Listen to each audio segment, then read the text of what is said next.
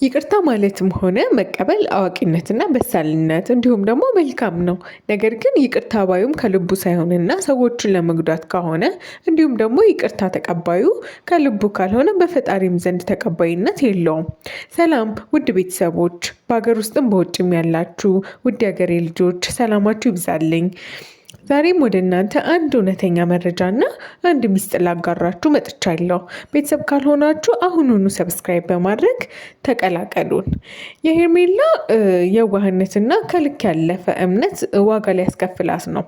ዳኒና ሜሪ ወጥመድ አዘጋጅተውላታል። ይህንን ደግሞ ከቅርብ ከሆነ ሰው ለማረጋገጥ ችለናል። ሄርሜላ የማጠብቀው ነገር ውስጥ ሊያስገቧት እንደሆኑ ለዛም ነገር እየተዘጋጁ እንደሆኑ አውቀናል። ዳኒና ሜሪ ልባቸው የማይገኝ በጣም አስመሳይ ሰዎች ናቸው። ከዚህም ቀደም ሄርሜላ እንዴት አድርገው ዋርደዋት ስልኳን ወስደው በስልኳ ውስጥ ያለውን ሚስጥር እንዲያዩት ሲሞክሩ አይተናል። ከዛም ማግኘት የፈለጉትን ሚስጥር ማግኘት ሳይችሉ ሲቀሩ አሁን ደግሞ የተጸጸቱ በመምሰል ነገሮችን እንዳዘኑ ያደረጉት ነገር ልክ እንዳልሆነ በማስመሰል ሄርሜላን ሊቀርቧት እና ይቅርታ በመጠየቅ ነገሮችን እንደ አዲስ ለራሳቸው እንዲመች አድርገው ለማስተካከል እየሞከሩ ነው። ሄርሜላ ማምናቸዋለች። ነገር ግን ሄርሜላ ያመነቻቸው ስለ ይቅርታው ብቻ ሳይሆን ከሩታ ጎን በነበሩበት ሰዓት ስህተት እንደሰሩና አሁን ላይ ደግሞ ከእሷ ጎን እንደሚቆሙና እሷና አብርሽን ሊረዷቸው እንደሚፈልጉ ሲናገሩ ነበር። ያ ደግሞ ትልቅ ስህተት ነውና በዚህም በኩል አብርሃም በጣም እንዳዘነባትና እንዴት ህይወታችንን ሊበጠብጡ ካሰቡ ሰዎች ጋር አብረሽ ለመሆን ታስቢያለሽ በማለት እጅግ በጣም ተቆጥቷል። ከዚህ በፊትም ያደረጉትን ተንኮል እያወቅሽ እንዴት በዚህ ደረጃ አብረሻቸው ለመሆን ትስማሚያለሽ በማለትም ከልቡ እንዳዘነባት ተናግሯል።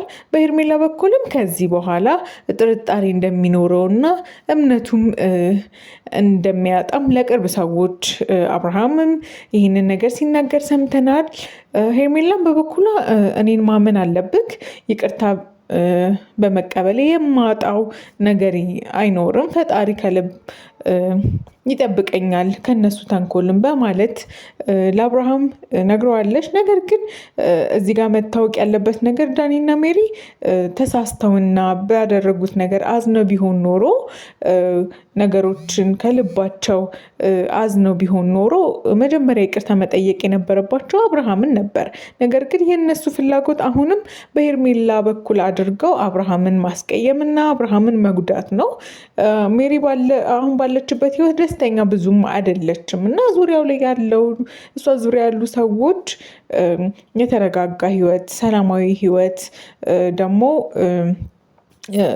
ያንን ነገር እየኖሩ ስታይ እሷ ውስጥ ያለው ተንኮል ያንን ነገር መቋቋም አቅቶታል። ስለዚህ ስራዋ ሁሉ ተንኮልና መጥፎ ድርጊቶች ናቸው ማለት ነው። ያው እኛ ፈጣሪ ከእንደዚህ አይነት ሰዎች ሁላችንን የሚጠብቀን እንላለን። ሄርሜላ እባክሽ አብርሃምም ሆነ እኛ ቤተሰቦችሽ ለአንቺ ነውና ቅድሚያ የምንሰጠው የምንልሽን ስሚና ነገሮችን አስበሽ ተረጋግተሽ ድብቅ ስራዎቻቸውን በአንቺ በኩል ወጥመድ አዘጋጅተው አብርሃምንም እንዳይጎዱ አንቺንም እንዳይጎዱ መጠንቀቅ አለብሽ እንላለን። ምክንያቱም ሰዎች ሊጎዱን ሲፈልጉ ሊያጠቁን ሲፈልጉ ወይ ቀጥታ ሊመጡ ይችላሉ። ቀጥታ ነገሮች ካይሳካላቸው ደግሞ አጠገባችን ባሉ ሰዎች እኛን ለመጉዳት ይመጣሉ ማለት ነው። ያንን ደግሞ ተጠራጣሪ ሰው መሆን በጣም ጥሩ ነው።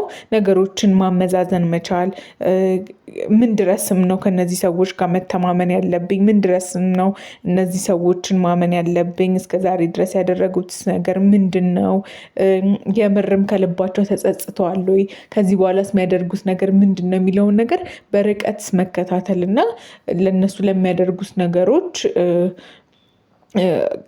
በጣም ፎከስ አድርጎ እዛ ነገር ላይ ማተኮር ማየት አስፈላጊ ነው እንላለን። አብራችሁን ስላላችሁ ከልብ እናመሰግናለን። ለቤቱ አዲስ ከሆናችሁም ሰብስክራይብ በማድረግ ቤተሰብ አሁኑኑ እንድትሆኑን እንጠይቃለን። እንወዳችኋለን። ሰላማችሁ ይብዛልን።